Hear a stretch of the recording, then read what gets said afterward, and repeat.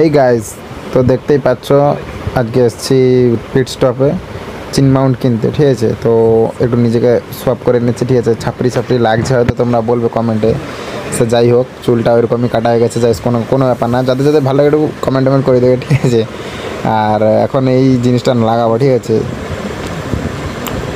কেমন লাগবে ওটা আমি ঠিক জানি না, ঠিক আছে। আমার নয়েজটা প্রচুর আসে বলে তাই জন্য ওটা লাগানো। তো চলো গাইস, তোমরা ভিডিওর মধ্যে থাকো, ভিডিওটা দেখতে থাকো, ততক্ষণ আমি এই জিনিসটা লাগানোর ব্যবস্থা করি, ঠিক আছে।